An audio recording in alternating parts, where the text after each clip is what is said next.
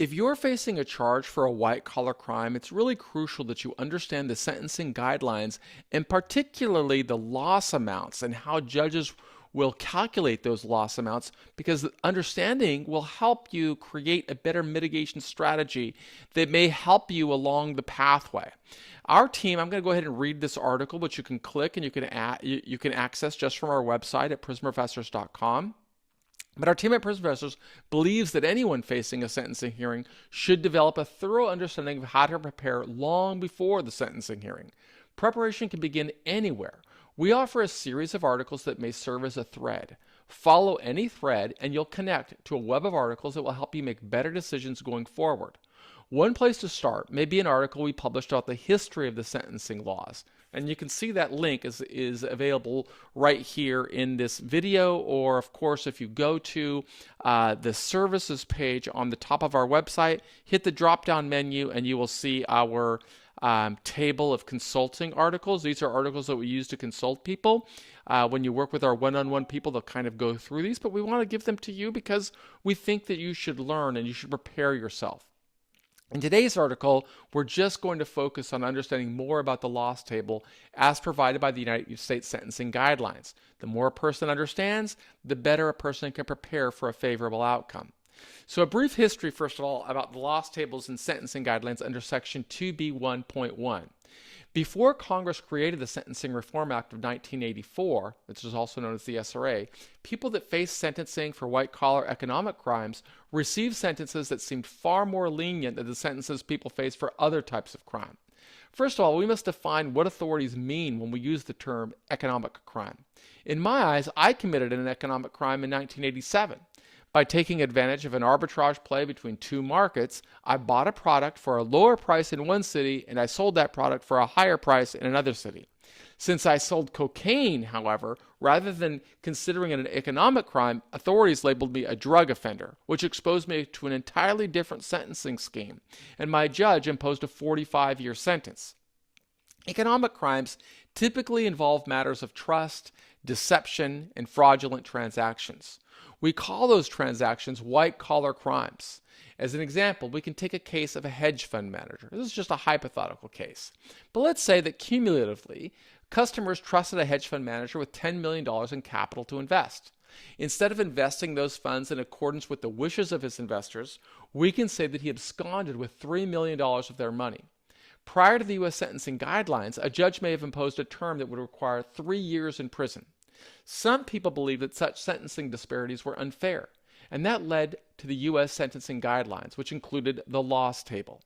By creating the Section 2B1.1 loss table in the guidelines, the U.S. Sentencing Commission created more severe sanctions for economic crimes. People convicted of crimes that involved higher loss levels could face far more severe sentences.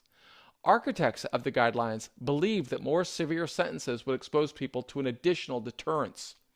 Since the implementation of the guidelines, judges, defense lawyers, and others involved in the criminal justice system have called for a reassessment of Section 2B1.1's inordinate emphasis on the amount of loss caused by an offense. In 2011, even the Justice Department called for a reassessment on the overuse of the loss guideline. After Congress passed the Sarbanes-Oxley Act of 2002, the United States Sentencing Commission raised the statutory maximums for most economic crimes. And in the ensuing years, the U.S. Sentencing Commission made numerous additional changes to the Section 2B1.1 of the guidelines. Now, how judges use the loss table in sentencing guidelines. When judges sentence people convicted of a variety of white-collar crimes, they start with the U.S. Sentencing Guidelines 2B1.1 called larceny, embezzlement, and other forms of theft. Then they rely upon the special offense characteristics associated with 2B1.1.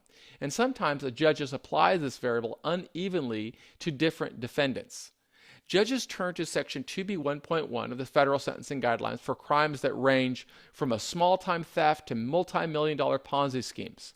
We have read that Justice Department officials and criminal defense attorneys object to the complexity of this provision of the guidelines.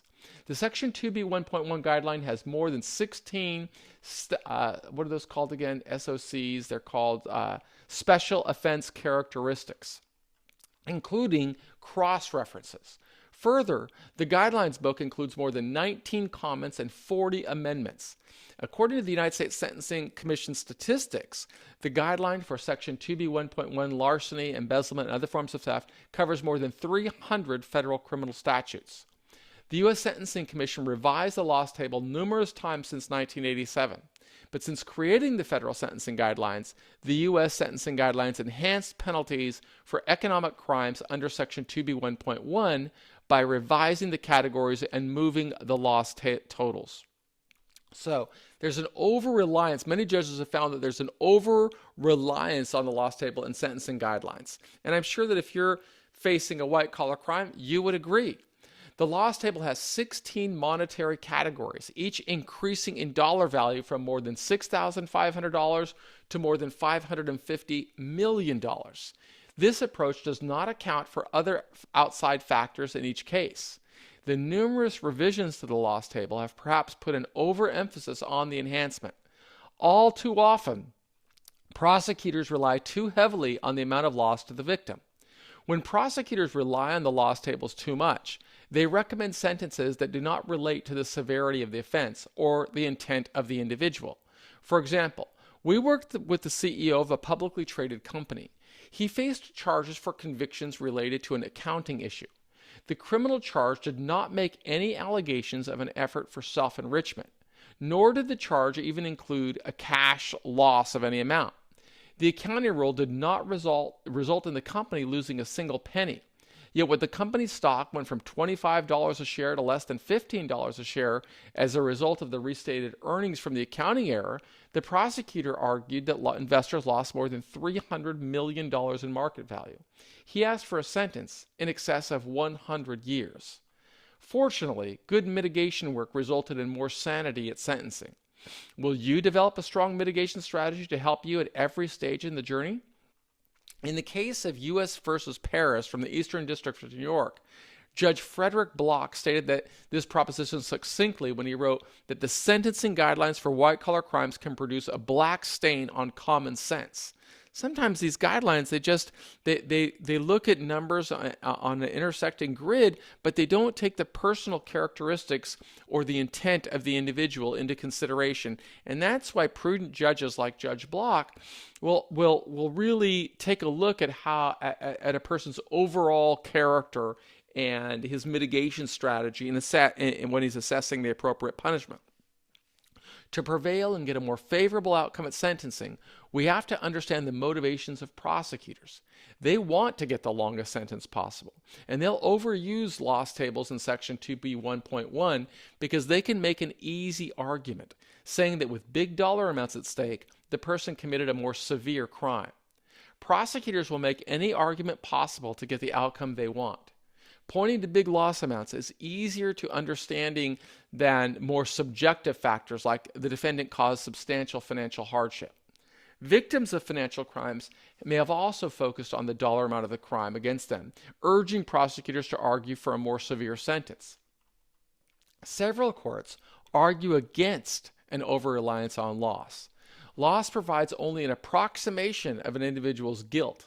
Unfortunately, the judiciary's realization of the over-reliance on loss as the primary focus on determining a sentence length has not changed much in practice. So the structural problems with Section 2B 1.1 and the loss table in the sentencing guidelines are many. Depending on each case, the loss table can overstate the actual harm suffered by the victim. The loss table in Section 2B 1.1 has always focused on aggregate losses related to the victim. However, it does not consider other factors related to the defendant or the crime.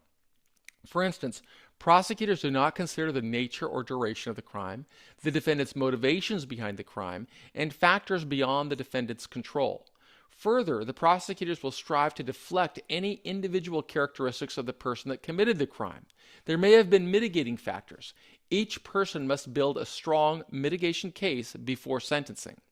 Since 1987, the United States Sentencing Guidelines has added new enhancements to Section 2B 1.1 that have increased the penalties evaluated under the guideline without considering other factors. An analysis of prior guideline versions shows the U.S. Sentencing Commission derived the new penalty levels and enhancements using past practices as a baseline.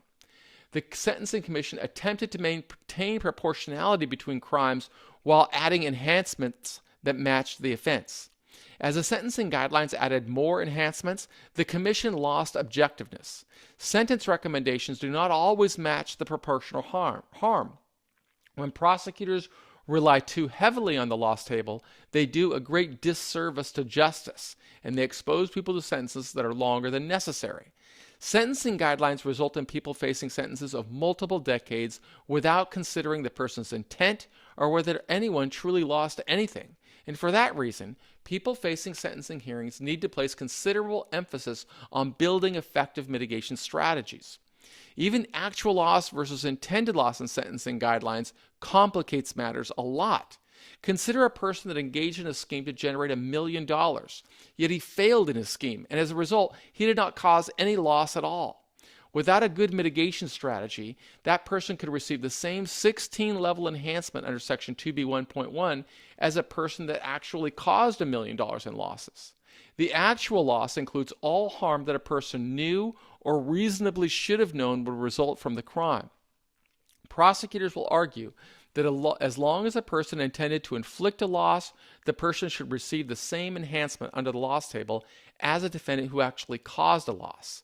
If a defendant understands how these things will play out, the defendant should be stronger in creating a mitigation strategy.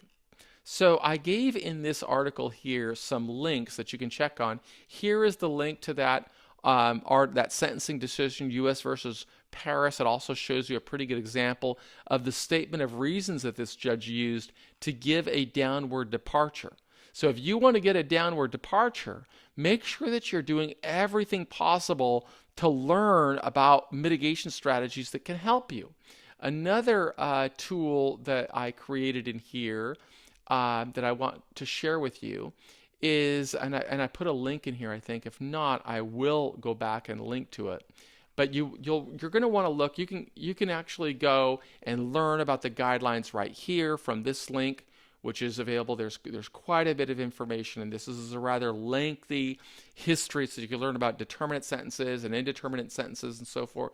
But under this section up here, our services section, you will see, under the services section, you will see a link that's called, let's see, under the services section, you're going to see this drop-down menu pop up, and I want you to take a look at the consulting menu. So there's the consulting menu, and there are all types of articles that will really help you.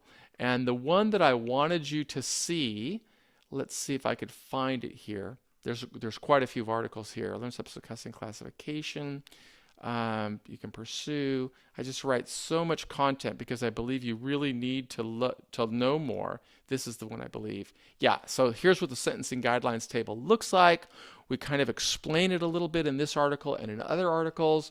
And then here is this loss amount table that shows you those different increases in amounts that that show you how sentencing lengths increase. We also have little calculators that can be of use to you. So make sure that you use all of our resources that we make available, because we're really trying to help you make the best decision possible. And if you haven't subscribed to us on YouTube, please do hit the subscribe button, like us on Facebook, and make sure that you get everything that you need to position yourself for the best possible outcome. We believe in you. My name is Michael Santos, and on behalf of our entire team at Prison Professors, I want to thank you for being a part of our community.